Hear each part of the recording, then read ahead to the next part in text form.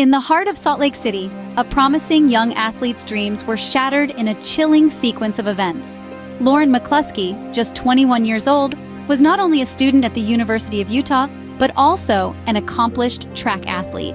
Her life was a vibrant tapestry of aspirations and achievements, marked by a profound dedication to her sport and an infectious enthusiasm for life.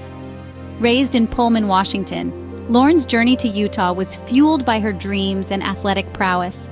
She quickly became a beloved figure on campus, known for her competitive spirit and kind heart.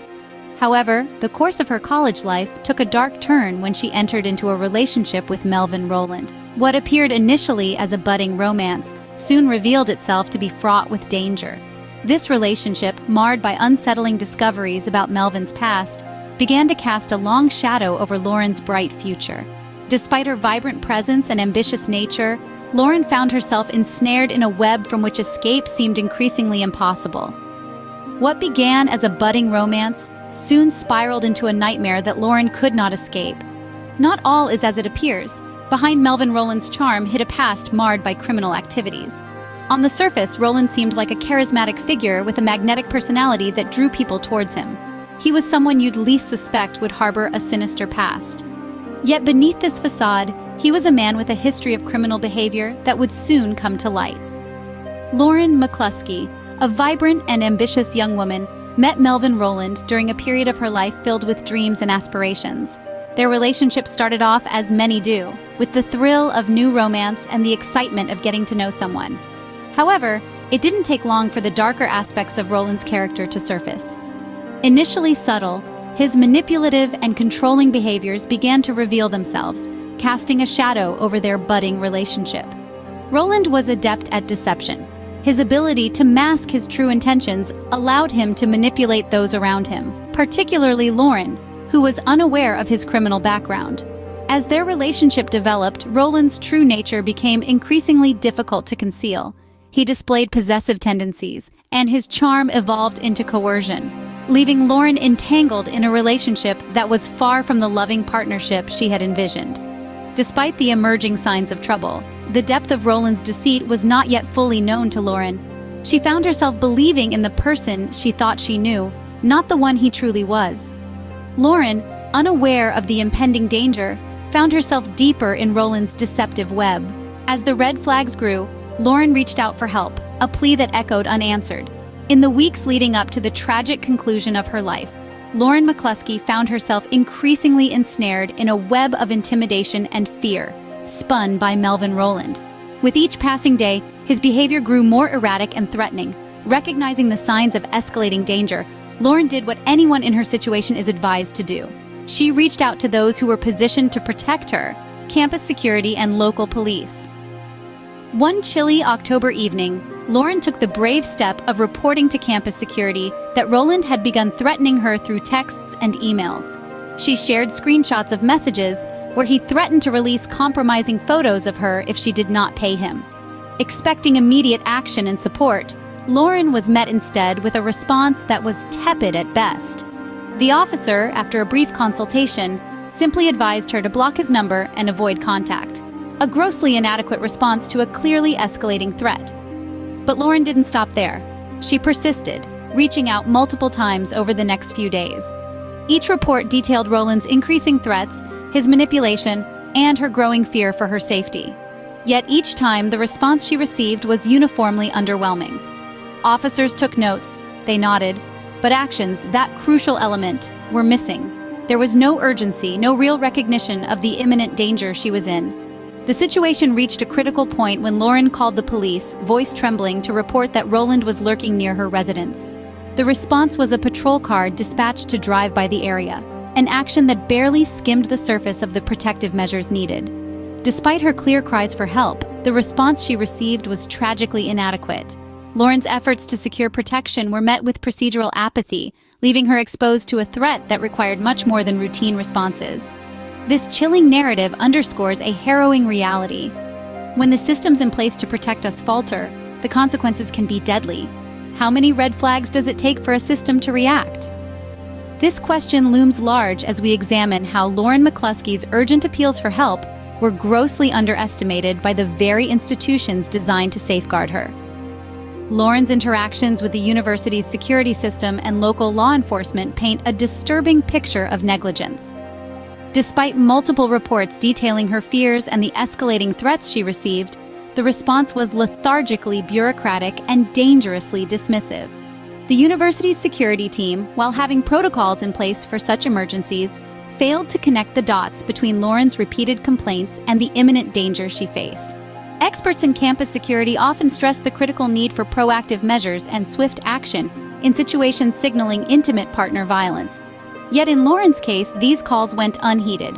Her reports were not treated with the urgency they required, nor were they properly escalated to higher authorities who could have intervened more decisively. Furthermore, the local law enforcement's handling of the situation was equally disheartening. Records show that Lauren reached out to them multiple times, each instance a desperate plea for intervention. However, the response she received was minimal at best. Questions arise about the training officers receive for recognizing and acting on potential domestic violence threats, especially when the perpetrator has a known criminal history, like Melvin Rowland. This tragic scenario underscores a broader societal issue: the minimization of intimate partner violence by institutions. Time and again, we hear stories where warning signs are overlooked and victims' fears are not taken seriously. This not only endangers lives but also discourages others in similar situations from seeking help, perpetuating a cycle of violence and silence.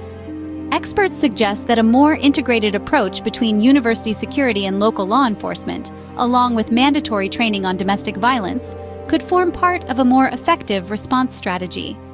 Lauren's trust in a system meant to protect her was met with indifference, a fatal oversight. All too often, ignored pleas for help culminate in preventable tragedy. Lauren McCluskey's story is a harrowing testament to this grim reality. As autumn deepened into its colder, darker days, Lauren's attempts to distance herself from Melvin Rowland became a desperate struggle for safety. Despite her valiant efforts, the very institutions designed to protect her failed to take decisive action. On a chilling evening, just days before Halloween, tragedy struck. Melvin, unable to accept Lauren's decision to end their relationship, confronted her in the university parking lot. The dispute escalated rapidly, culminating in Melvin fatally shooting Lauren before fleeing the scene. The campus was plunged into chaos as law enforcement embarked on a frantic search, which ended with Melvin taking his own life. The immediate aftermath was a whirlwind of grief and disbelief. Lauren's family, devastated, publicly condemned the university and local police for their inaction and the systemic failures that contributed to their daughter's untimely death. The nation watched, heartbroken and outraged, as details of the case surfaced, sparking debates on campus safety and the handling of intimate partner violence. Media outlets and social platforms buzzed incessantly, drawing attention to the broader implications of Lauren's story. Advocacy groups intensified their calls for reform, urging institutions across the country to take threats more seriously and to improve their protective measures for individuals at risk. In her final moments, Lauren's fears were realized, leaving behind a wake of sorrow and outrage. In the shadow of tragedy, we find the impetus for change. Lauren McCluskey's story, though heartbreakingly tragic, has ignited a beacon of reform across various platforms. In the wake of what happened, the University of Utah took significant strides in revising their campus safety protocols. They implemented enhanced training programs for campus police and established clearer channels for reporting and responding to incidents of violence and harassment. This story didn't just resonate within the confines of the University of Utah. It sparked a broader conversation about the safety measures in educational institutions nationwide. Colleges across the country are now more vigilant, learning from the failures that led to such a devastating loss. They are actively working to ensure that no student's call for help is overlooked or underestimated again. Moreover, Lauren's ordeal has propelled legislative changes that aim to better handle cases of intimate partner violence. New laws have been introduced, focusing on improving the response to and protection of victims. These laws stress the importance of recognizing early signs of intimate partner violence and providing timely and effective interventions. The community's role cannot be underestimated either. There's been a rising wave of advocacy groups dedicated to supporting victims of such violence. These groups work tirelessly to provide resources, counseling, and legal assistance, ensuring that the victims are not alone in their fight. They remind us that community and institutional support can be powerful forces in combating intimate partner violence. Reflecting on these changes, it's clear that while no action can bring back Lauren McCluskey, every step taken towards reform is a step towards honoring her memory. Each new policy, each piece of legislation, and each supportive community initiative helps to build a safer environment for others.